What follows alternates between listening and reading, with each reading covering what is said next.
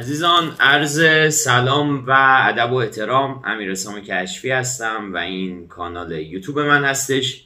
پیش از اینکه برنامه رو شروع بکنیم، مرسی از شما عزیزان که کانال رو سابسکرایب میکنید و زنگوله بغلش رو میزنید.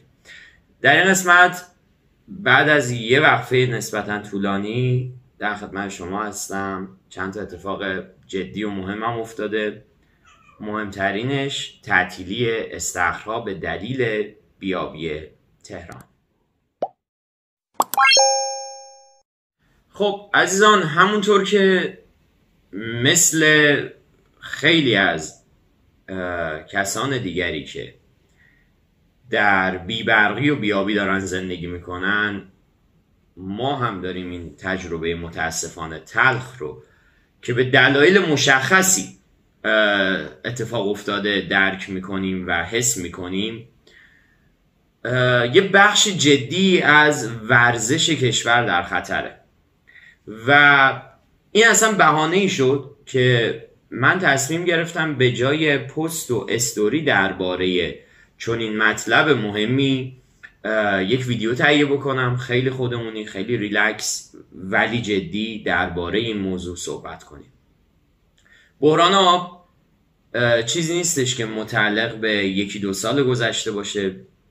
بچه ها و دوستانی که خاطرشون هست این موضوع حداقل مال 20-25 سال پیشه و حتی قبلتر از اون. یعنی یه چیزای مشخصی اتفاق افتاد. متاسفانه عدم مدیریت درست، عدم فکر و علم صحیح نسبت به اتفاقات ما رو به جایی رسوند که امروز با بحران جدی انرژی و آب طرف هستیم. من دیدم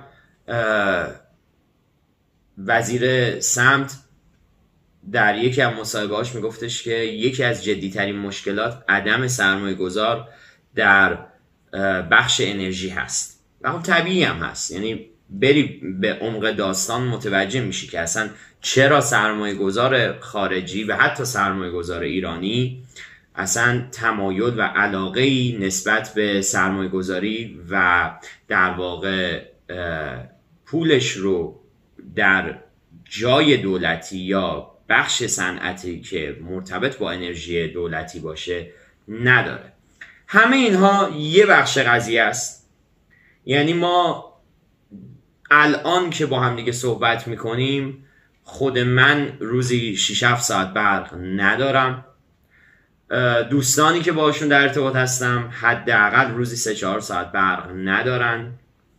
بحران آب داریم، بحران گاز داریم و این موضوع به شدت جدی هست. اما در کنار اینها یه چیزی باعث شد که من امروز صحبت بکنم و اون خبر تعطیلی استخرهای تهران بود. ببین، زمانی که ما از تعطیلی استخرها صحبت میکنیم یعنی کنسل شدن بخش جدی از تمرینات شناگران.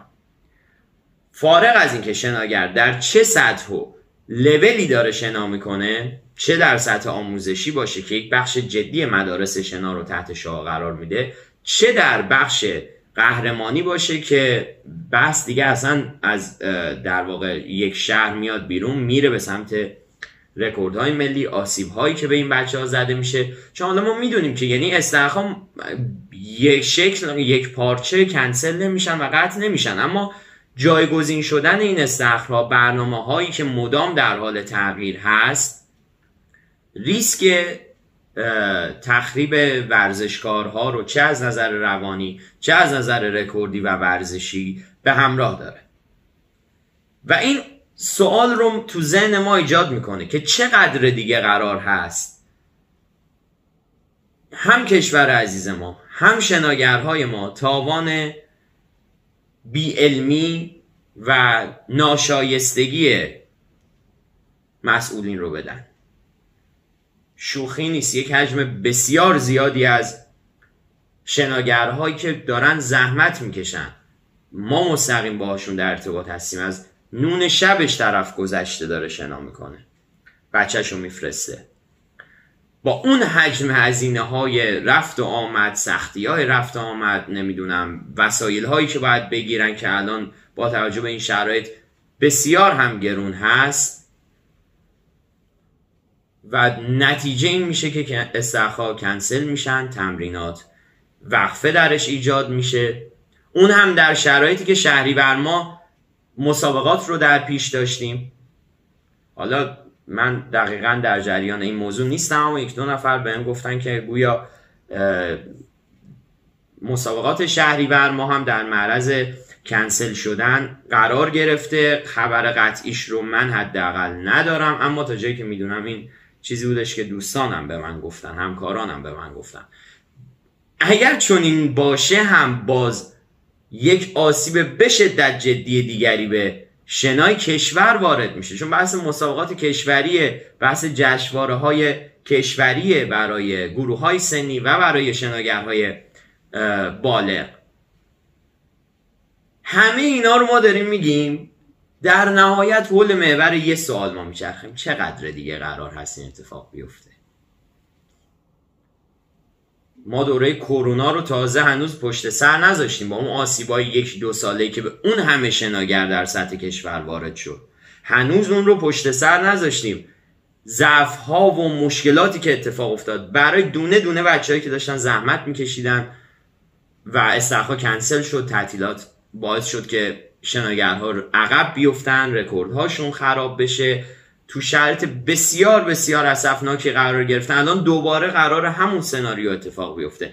طبیعیه که شناگر دیگه از جهت ذهنی که مهمترین بخش یک بدن و ارگان ورزشکار هست، توانایی ادامه دادن رو از دست بده. در چنین شرایطی هم ما چه کاری باید کرد؟ من مثل همیشه فکر میکنم داشتن یک مایندست خوب، داشتن یک چارچوب ذهنی خوب، برخورداری از حداقل‌های ذهنی درست میتونه به ورزشکارها کمک بکنه. اما این صورت مسئله رو نباید پاک بکنه. نباید ما فکر کنیم با مدیتیشن، با پیاده روی، با ورزش‌های درایلند، با کارهای جانبی که انجام میدیم در مسیری هستیم که باید باشیم. طبیعتاً وقتی که یک نظم و ساختار فاسد و اشتباه هست، این چنین گسترش پیدا میکنه، یقه ورزشکار رو میگیره، مربی، نجات غریق.